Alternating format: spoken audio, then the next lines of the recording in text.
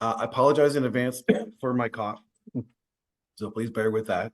But very happy to have you folks with us tonight. My name is Michael Barton. I, along with the deal, we're quite happy. Oh, there's a deal. We're quite happy to bring you some fabulous content. Today is no exception. I'm coming to you from Halifax, also called Shabuktuk, in the land of traditional lands of the Mi'kmaq. Very happy to have you with us today, right across Canada, from sea to sea. What a wonderful country we are. And I say that on purpose. We are. We're not the land. We're the people who are living on the land on this turtle island. So very happy that we can all gather today. This is our final instance of our celebration of Women in Engineering month. Very happy we can do that. This is our second year. Wonderful stuff. We have a fantastic topic that we've actually never kind of tackled before. We in healthcare do so much for so many people.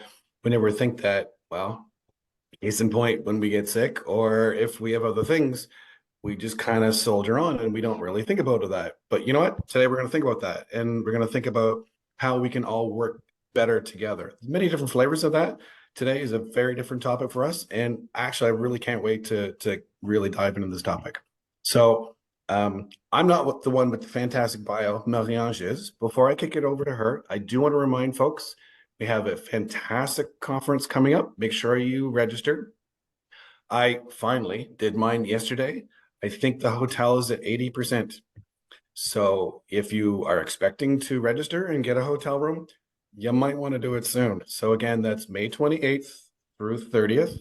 Go online, register. Fantastic content there. Really look forward to seeing everyone. So with that, how about, normally we do our typical thing where please, just a reminder to please write your questions in the Q&A box. I will monitor that through the talk. We'll tackle those questions at the end. Nicole is going to speak to us for about 45 minutes. And whatever time we have at the end to answer questions, great. If not, I think we typically provide some questions we don't get to Nicole. She can answer them, and then we'll email out the responses. So with that, Adil, I think I got everything. Awesome. Marie-Ange, thank you, Michael. Thank you so much. I would like to introduce our speaker today, which is Nicole Marsh.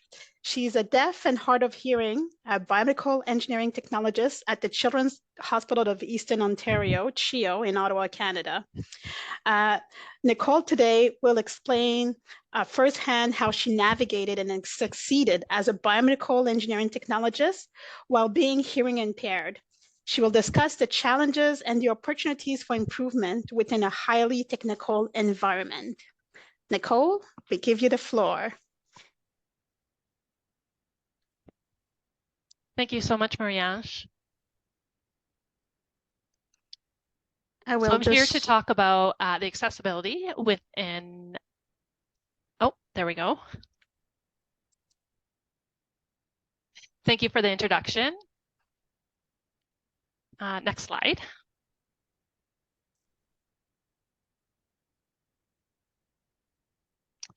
So today's presentation will include me talking about my experience as well as barriers for the deaf community that we have faced within the professional engineering field, and also a different perspective on redefining accessibility. Next slide.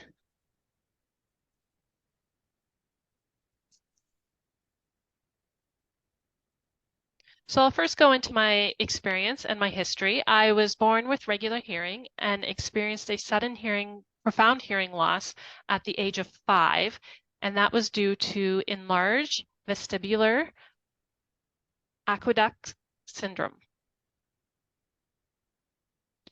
So I had already started school in a regular school environment, and I remained there until I was able to transfer to a deaf school at the age of 10.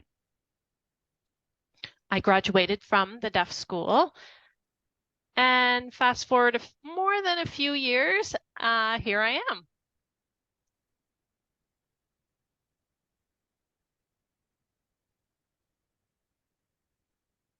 So starting at the age of 14, I was involved in advocacy. I became upset that the movie theaters did not have captioned movies, and I wanted to attend the movies just like others my same age. So at that time, at the age of 14, I created a petition and caused the theater to start offering accessible movies. Since then, I have been an advocate at all levels of government, from municipal all the way up to federal. And I've influenced the wireless code, as well as Newfoundland's Accessibility Act and Text 911 services in Newfoundland.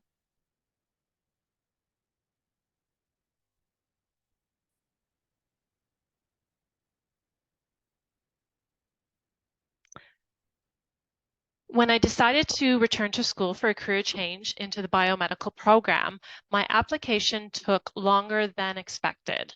With the deadline quickly approaching, I contacted the registrar's office, and they explained to me that they weren't sure whether they could admit me into the program because the labs required for the classes would be very hands-on and required the ability to hear. I reassured them that I would have an interpreter for the classes, and as a result, they accepted me into the program that same week.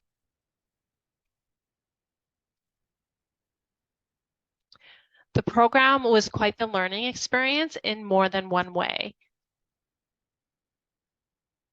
While I was learning the information just like everybody else in my class, my interpreter and I were also making up our own sign language to fit the terminology.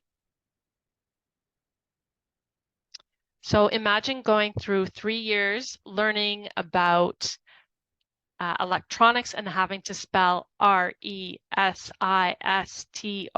resistor, every time that word came up. Now, resistors block, so that's the sign that my interpreter and I used for those 3 years of my programming.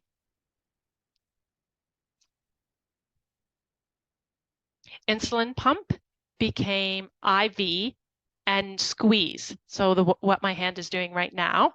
Ventilator became breathing machine. Dialysis, we used filter.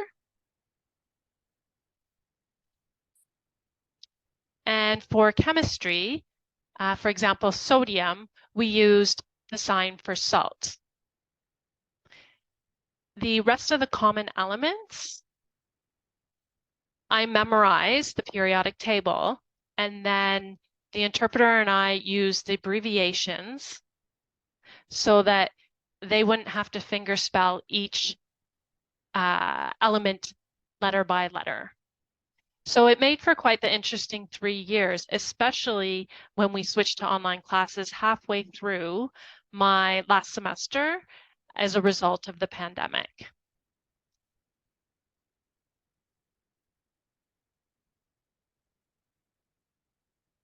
In regards to training, I've not taken a lot of training up to this point, in addition to my program at college, but I do notice that one of the commonalities is a lack of accommodation. My employer is very happy to accommodate and provide those to me. However, most vendors have inaccessible material. So for example, a lot of the training is online videos and there's no subtitles or captions. Or there could be a last minute group overview planned on Zoom, and often I will email back and forth with the vendor to ask for auto captions to be enabled, but they do forget.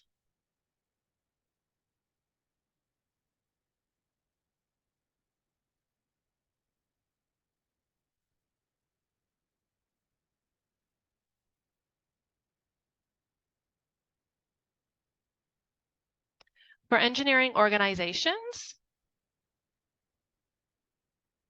I've reached out to several organizations since I've graduated, asking if They can provide interpreters for any AGMs or potential meetings that they may hold. And out of all of those contacts, there's been only one that has told me yes, that they will provide that interpretation. Others have told me that accommodations aren't something that they were able to provide at that time. So I have not looked into membership further with those organizations that have been unable to provide that. This is obviously something to work with these organizations, and I believe many of them are just still unaware of the need to provide those accommodations. Looking into my workplace specifically, I don't inquire a lot of barriers specifically, as my team that I do work with is fantastic. They're all aware that I am deaf, and as a result, I'm not treated any differently. Sometimes a vendor may not have an email address listed on their website. So a coworker will call using the phone for me. They may have a specific person within that company that they can reach out to.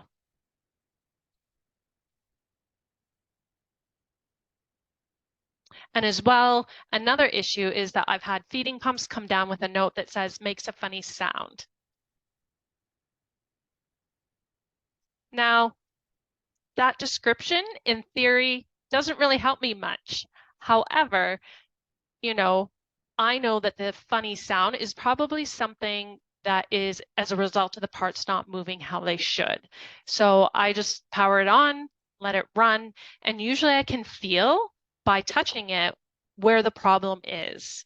Just in the same way as others who can hear, they find the problem based on their hearing and what they can hear. I can find the issue and fix it based on what I'm feeling and know how that machine or product works. And to be honest, it can be challenging to work with me at times. I think it's more work for me to socialize than it actually is for me to do the actual work. So as a result, I'm not a big people person unless I really have to be.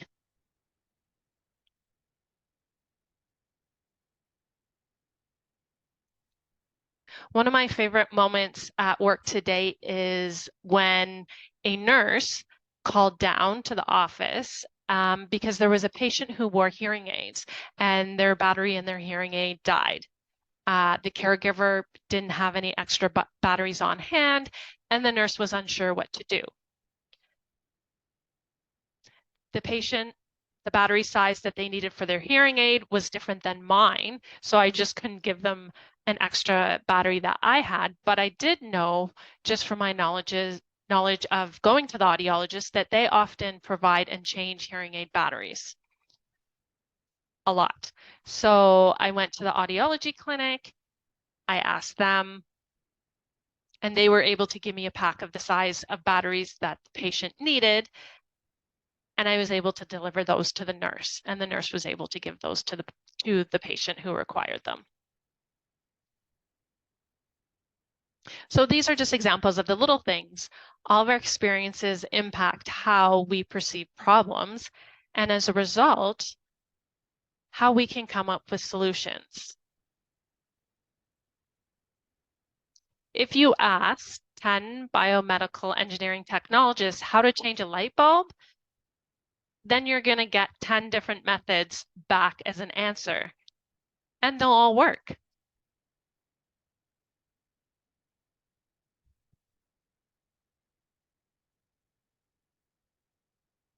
Next slide.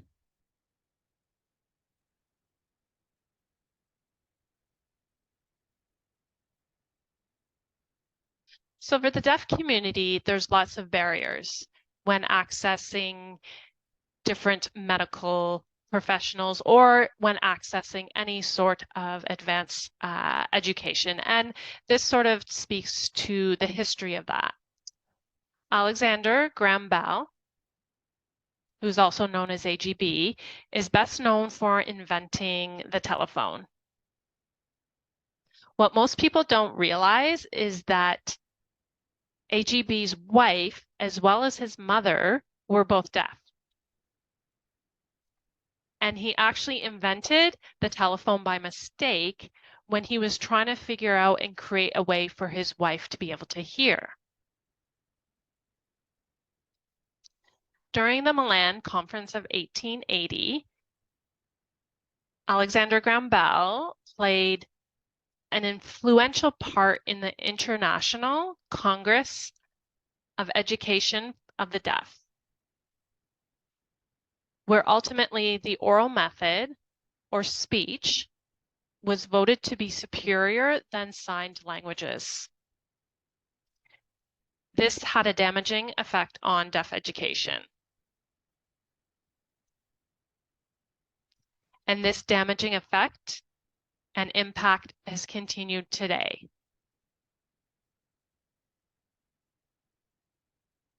This same Congress made a formal apology in 2010, acknowledging that the detrimental effects of such a ban as an act of discrimination and violation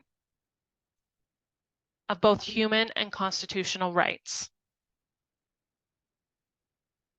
So you may be wondering why you're getting a history lesson right now. Well, as you can imagine, medical textbooks are very slow to change, just as attitudes are.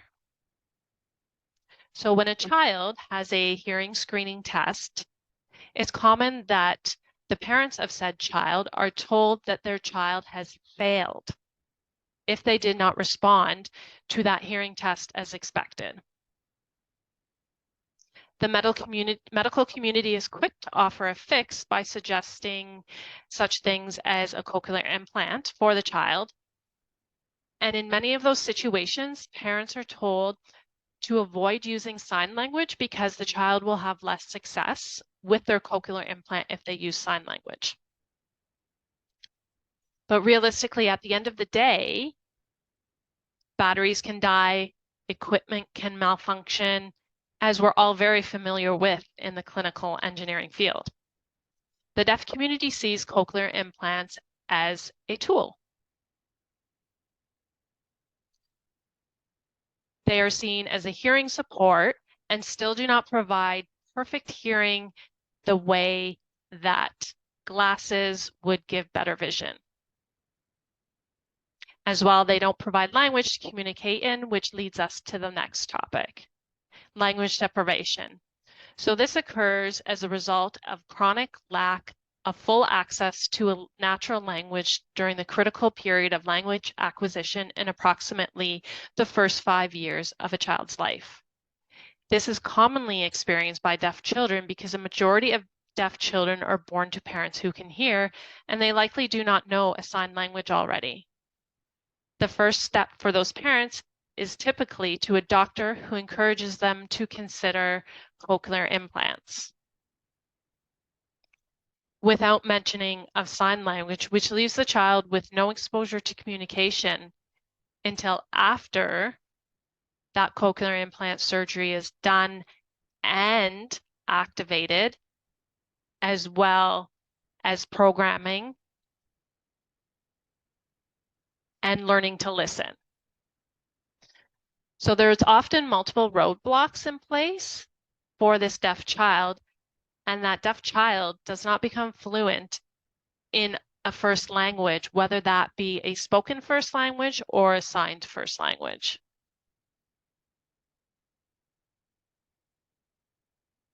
So if somebody doesn't have a fluent first language, they experience a lot of obstacles, from literacy, mathematics, all the way to the socio-emotional impacts of not being able to communicate needs or even develop ambition for the future.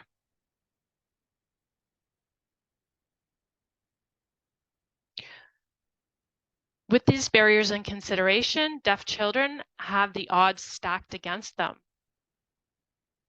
These are barriers that we need to realize as well as dismantle.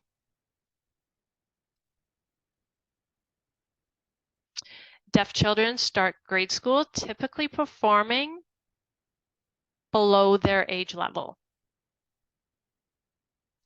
And as they become older, this gap widens. So while many deaf students graduate from high school, there are few that move on to post-secondary studies. Approximately 42% of deaf Canadians are underemployed, and most do not ever find work in their chosen field of study. Only about 20% of deaf Canadians are fully employed in their field of study. And that leads us to the next slide.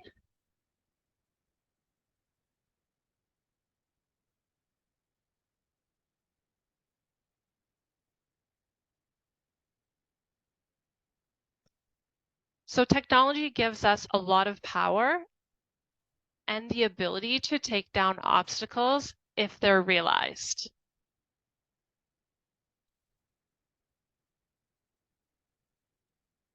When I began at the College of North Atlantic, I joined a Facebook group, and the Facebook group was called the Association of Medical Professionals with Hearing Loss. And there were approximately 2,500 people who posted and shared their limitations as well as their achievements. In reading these posts, I realized that a lot of their concerns could be addressed with technology. And this technology was either tech that was available already on the market or technology that could be created or modified.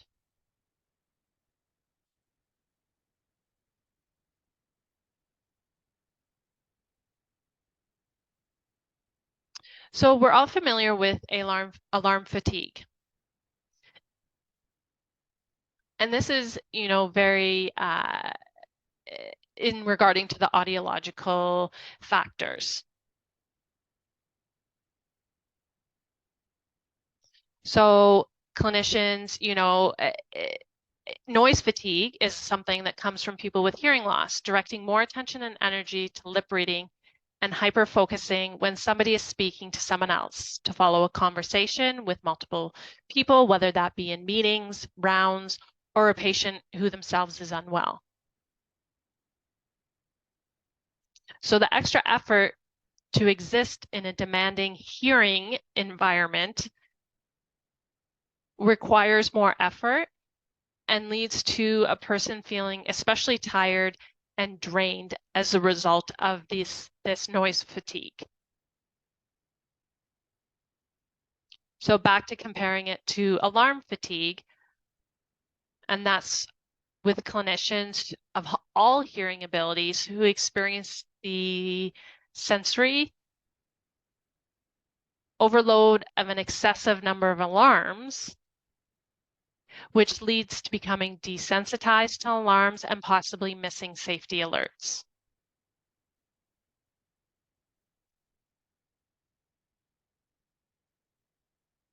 So there are deaf clinicians out there that have had different experiences. One example with an infusion pump alarm, deaf healthcare professionals remark often, why doesn't the infusion pump alarm sound, or why does it sound at the patient's bedside and not at the nurse's station?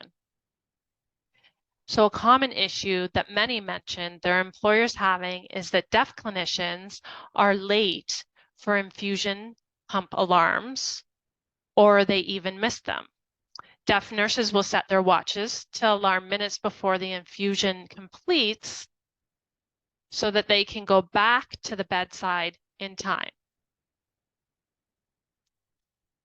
In theory, a simple fix to make this more accessible, but also a lot easier for those nurses who can hear, would be to set up a central monitor at the nursing station, and that would display the infusion pump details for each bed, the similar way that a central monitor shows vitals from a monitor at each bed.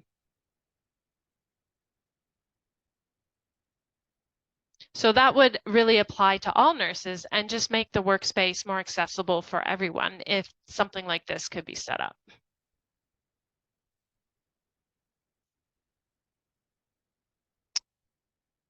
Now, emergency room codes, one ER nurse mentioned that they were written up because they didn't move back far enough during a code. And they explained they couldn't because there was another person right behind them, so they couldn't move further back anyhow. Another ER nurse commented saying that they gave their interpreters as well as colleagues clear consent that if there's an emergency situation and they're not moving, to actually physically push or pull back them as necessary. So it's very common for deaf people, especially when understanding our limits, that we provide a different kind of solution to the problem that clinicians face. And the additional work is just proven in these examples that I've given. Another example is stethoscopes. This group, on Facebook, it's a huge discussion point, as there's only a handful of manufacturers producing amplified stethoscopes, and often it's at a much steeper cost. These stethoscopes amplify sound a lot more than the standard ones and offer a place for a user to plug in a headset or to stream to Bluetooth, which may be connected to their hearing aid or their cochlear implant. From comments on this Facebook group, half of these manufacturers no longer ship to Canada. And the reason behind that is because the manufacturer hasn't maintained their Health Canada recognition. As a result, this leaves consumers, deaf nurses in Canada, stuck. Often individuals will post these brands for sale online regardless, and Canadian clinicians who are deaf and require them still buy them because it may be the only option that they have that is perhaps compatible with their hearing aid or cochlear implant or even their phone type. Next slide, please.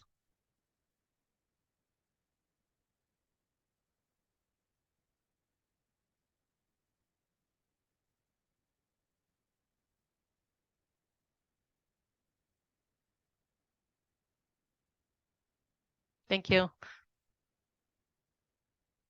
So like I've said, technology gives us a lot of power.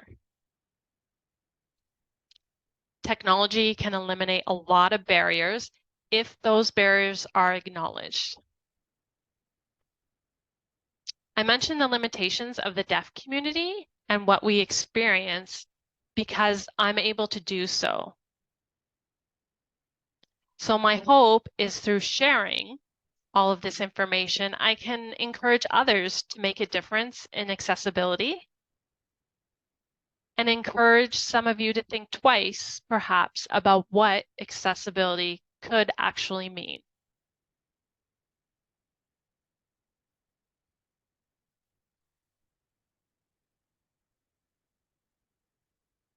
Next slide.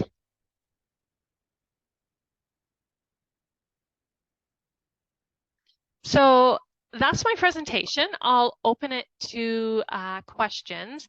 I'm open to any questions. I promise I've heard them all before, so please feel free to ask anything.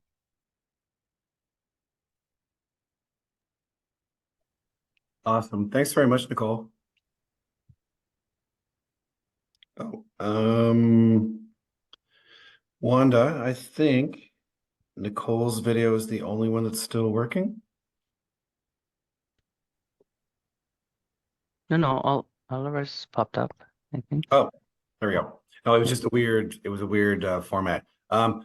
Fascinating talk. Really, really interesting. I love how one of the things that I think this helps to really underscore is there are many reasons why this is the second year we're very much taking the opportunity to celebrate women in engineering. What Nicole really highlights for us today is everyone has challenges, but what's most interesting is those aren't always just challenges. They're different ways of seeing. They're different ways of interpreting. They're different ideas as to maybe how to solve a problem. So as soon as you said about feeling the side of the machine in order to do your troubleshooting, I immediately thought of anything mechanical. Like, I mean, you have to be careful what you're going to touch, but if you want to do some troubleshooting on a heart-lung console, and it's like on its own, it's on own little testing, you're not only going to get it from sound. Like there's so many different things. Like that's brilliant. That's absolutely wonderful. So I love the fact that we see so many different perspectives, and they're all rich. That's why we need 5 billion seats around the table in order to have the best answers and the best think as to how to do something. Because just because it worked yesterday doesn't mean it's the best way to do it today. So thank you for keeping us fresh and looking ahead. Wonderful presentation. You did actually perk my brain in a couple of things. And Adil and Marie-Ange, feel free to jump in with your own questions as well, just so I don't babble.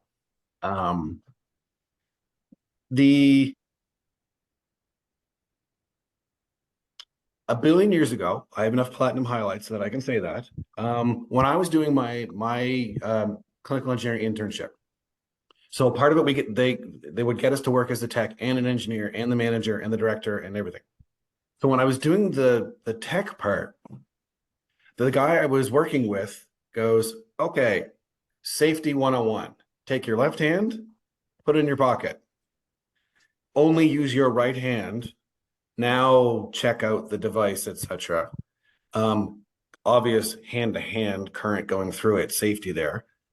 He also said, take your rings off, all that good stuff. So I'm wondering, do you follow this when you're much more manual than say what I would need to rely on? Is that the approach that you take? Do you have a different way to approach it to kind of maybe get better feedback and yet still be safe? I'm curious.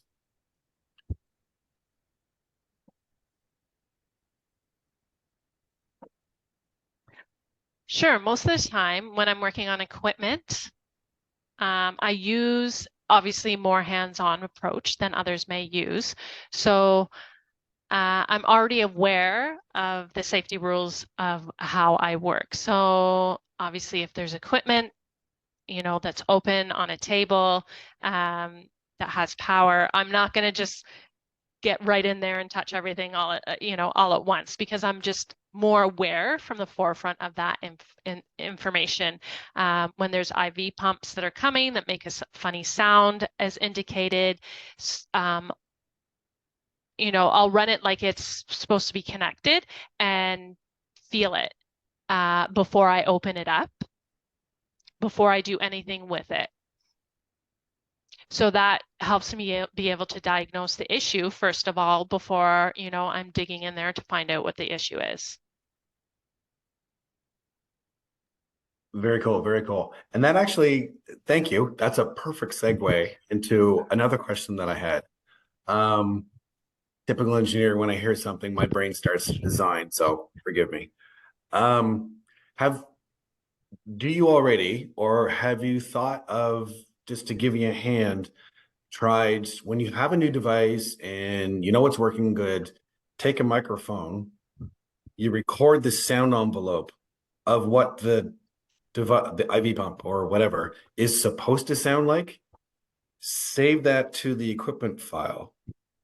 So when Nurse Jones sends down a device that says not working, sounds funny, which is not very helpful for you. Do you ever try, okay, now what does this device sound like? Chuck it on your oscilloscope, put the reference beside it. Does it actually sound different? And that way, I don't know. I mean, would that be useful at all?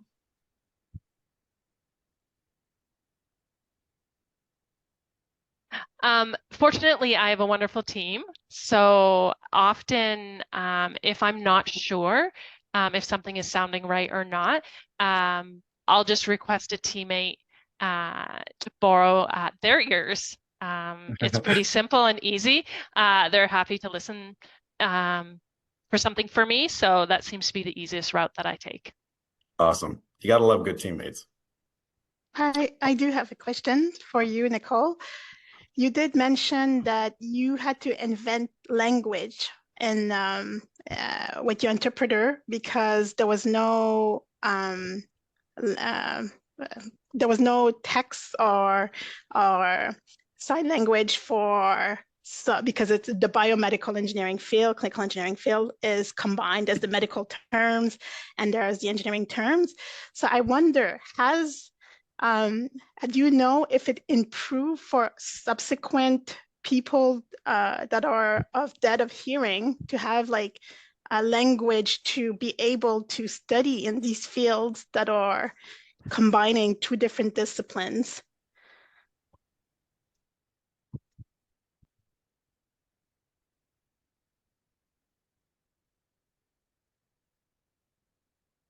Now, that was something the interpreter and I at that time of my studies agreed upon with just each other. So I'm unaware of others that may have been in the same situation subsequent to my schooling.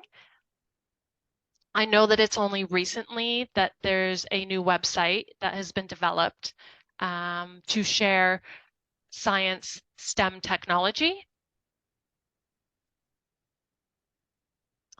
in sign language. So those websites, it's some of the terminology, they haven't mentioned some of the stuff that I would have gone through for schooling. So for the purposes of schooling, it was something that the interpreter I worked with at the time and I invented to make sure that it was something that we could easily do. So certainly if deaf individuals were interested in the field, that could be something that they discuss with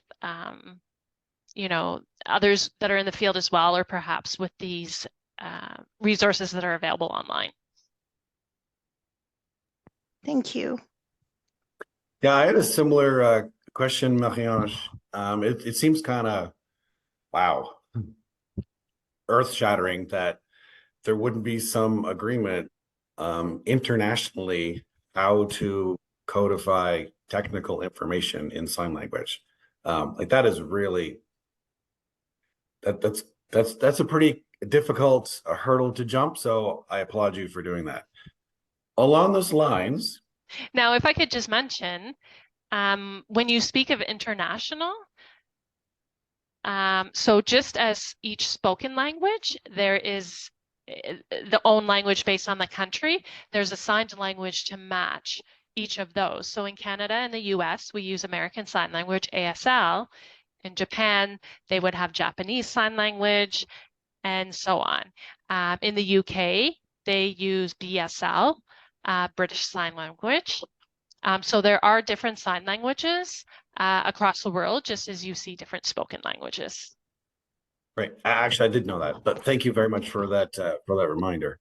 I wonder if they could, or do you feel they should, have almost like a Wikipedia aspect to it, so that, because we have new words all the time, so there needs to be a symbol for that. So if you, hey, I'm using this, I just coined this term. So Nicole, we all expect you to invent something. So when you invent it, you get to create the term for it. And so you can have your own entry as to what it is. And there could be a bunch of different things. I make a joke about it, but I mean, language has to grow. So I'm wondering if there's a facility that allows American Sign Language or British or Japanese or whatever to grow with people as they move into the future.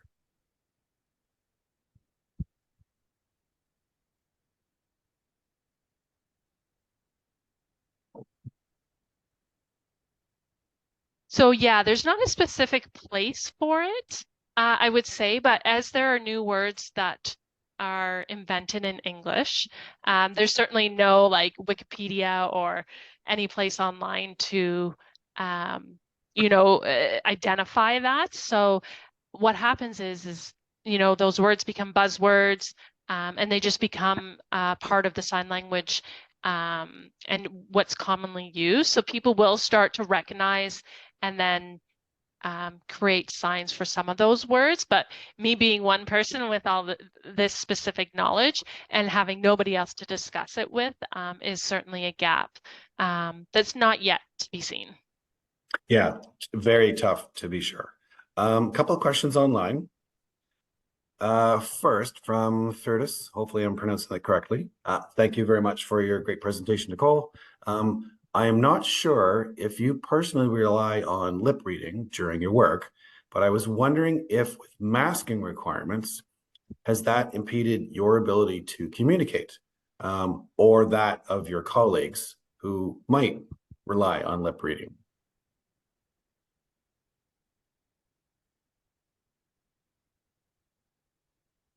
So I do rely on some lip reading. My manager ordered clear masks, so they had a window that lips were able to be seen through, that assisted in that communication, which was very helpful. At times, if we could distance ourselves enough, we would take the masks down, coworker to coworker, so we could speak directly without the reflection, because sometimes that little plastic window did provide a bit of a reflection and make it difficult to see. If I was going to the nurses unit to check on equipment or a patient, I typically would bring a box of clear masks with me. And then if I was in the need to communicate, I would ask the individual I was communicating with to switch out the mask during our interaction so that I could communicate clearer. It did mean that there was a lot of, I show up, I'm meeting with the nurses for the first time, and then I'm having to just describe to them and explain to them that I'm deaf, that, I lip read as a form of communication, one of the communications I use. So it did take a few weeks until, I was able to sort of meet most of the nurses and that they were aware of who I was. So there was a little bit of a introduction period of time that I was having to do. Well, although we've just met you, I think all of us would think of at least one word, this word, to describe you: resilient. So I'm not surprised that you found a way to make that work. Along those lines, actually, I have heard over COVID, because everyone was wearing masks, children under 5 years have had significant language development issues. So it's very interesting. And that's just talking about, hey, can I have a peanut butter sandwich? Not, oh, my physiological monitor looking for this arrhythmia is showing this problem. Not even close to the same level of complexity. So you do wonderful stuff to make that work. We have a question from Beth's iPhone. Have you thought of lobbying Health Canada to subsidize the licensing cost for adaptive devices for hearing impaired users like stethoscopes? And my brain went to, when you said that about the stethoscopes no longer being available, why they don't allow some version of special access for such a tough problem. I mean, it just seems like an easy solution.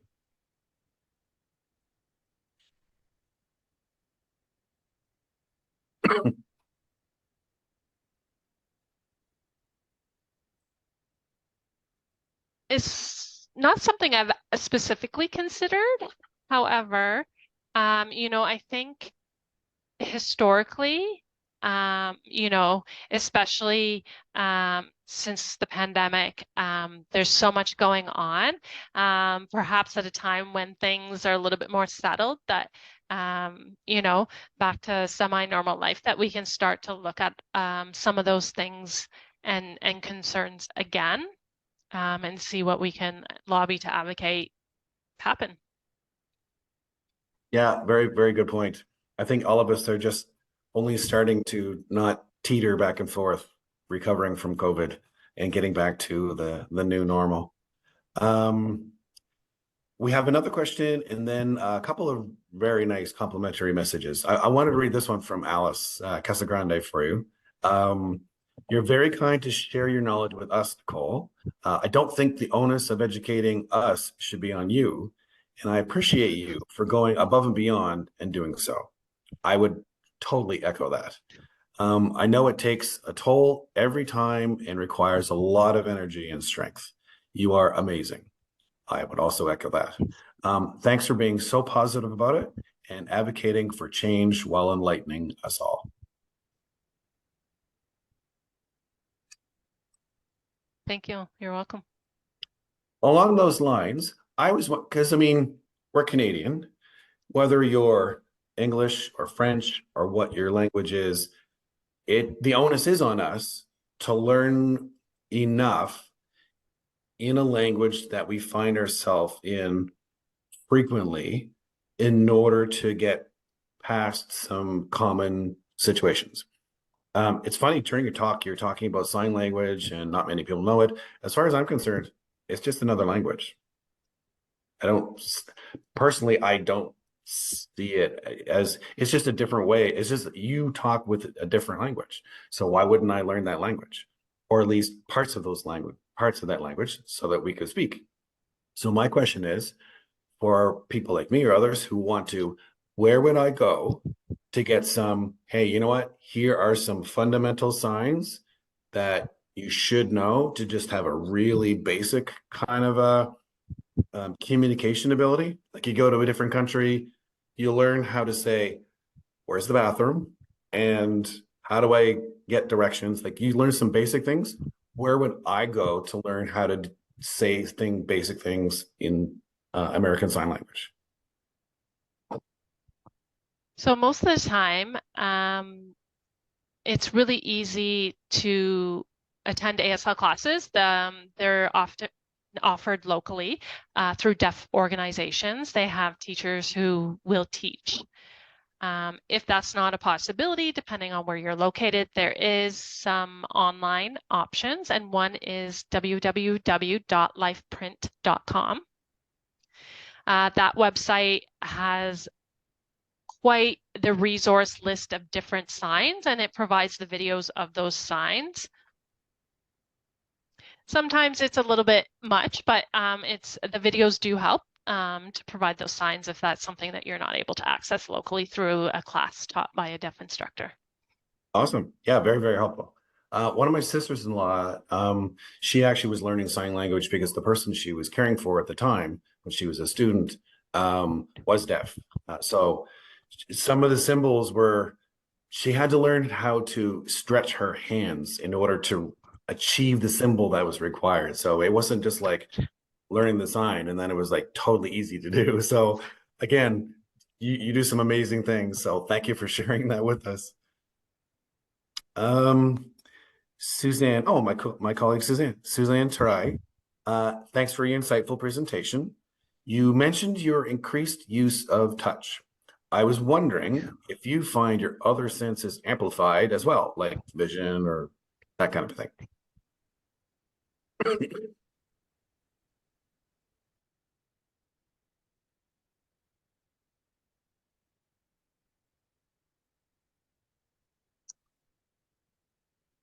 I'm not sure if my other senses are amplified. I do know that when I, work with different equipment and I'm using the hands-on approach, if there's something in there, perhaps that's burning, if there's a component that smells, that I'm able to notice that a lot quicker. Others may be not sure. So I think it's more that I'm just reliant on those other senses. For my vision, most of the time, if I'm working on something, I may be able to see something clearer than others or not, but perhaps I'm more hyper aware of certain things because, whether that be making sure that they're left in, the best condition, that it may be just because I'm relying on those senses more. Cool. Yeah, makes sense.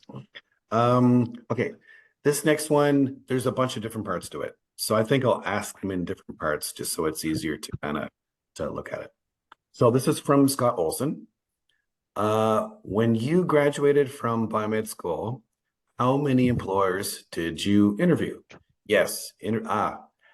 How many employers did you interview?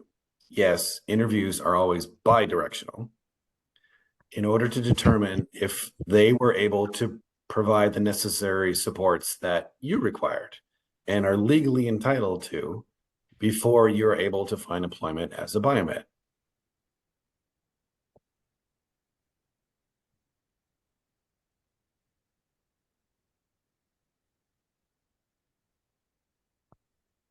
For me, I interviewed shortly after graduating. So I reached out, obviously I had interpreters that I used through schooling. And, for the interview process, I was a little hesitant at requesting interpreters because I wanted to be able to use the interpreter of my preference that was able to use and know the vocabulary and terminology that I use. Because I thought for an interview that, I might be seen as difficult. So I wanted to make sure that, in prepping for these interviews, that I arranged it privately with my preferred interpreter and then had the interview booked and then was able to attend with that preferred interpreter so that I was ready and knew that all of my information would be provided the way that I wanted it to be. Yeah, it's a pretty subtle point that I wouldn't even think of, but clearly is very impactful for you. So that's that is very good that you were able to arrange that. The second part of his question is you mentioned in your presentation that some of the vendors did not support education very well to the deaf community. I'm wondering how they approach hiring staff. So, for instance, did you find a difference interviewing, is what he's saying? Did you find a difference interviewing between public sector versus private sector employers?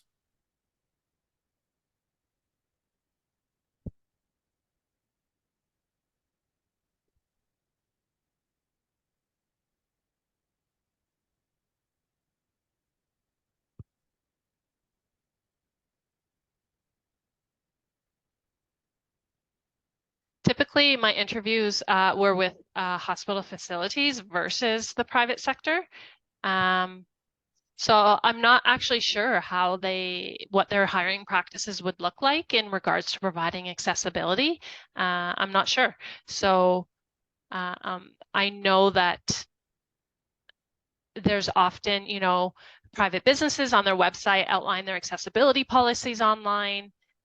But how well do those organizations enforce and follow those may be a different situation. Yeah, absolutely. I wonder. Now, I do also feel that because, I'm the only known biomedical technologist, that I feel that there's perhaps a lot of vendors that are just they're not ignoring that need on purpose. I just think they don't realize that that need is out there, that they already have, perhaps some materials that are developed, and those have been developed, eons ago. So it's definitely not their fault that a deaf person has come up and needed to access those materials. But I expect with time that vendors will hopefully realize that this, they may have a deaf or a hard of hearing individual that requires that information and that they make that accessible for all.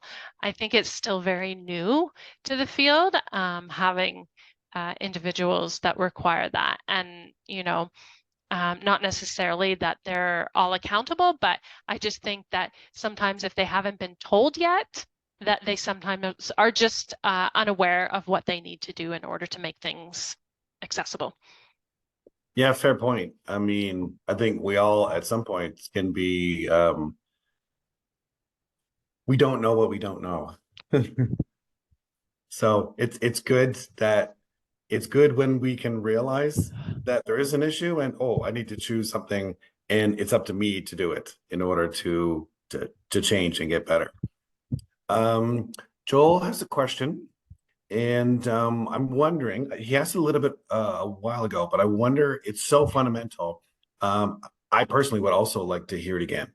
So can you please repeat, how do you communicate with staff on resolving equipment faults? And maybe there's a difference, you take a different tack with different types of equipment, or maybe you don't. Do you have the same approach when you tackle something? Do you have a different approach when, say, you're working with clinicians versus your technical colleagues? Give us a little open into your brain. Like how do you tackle problems?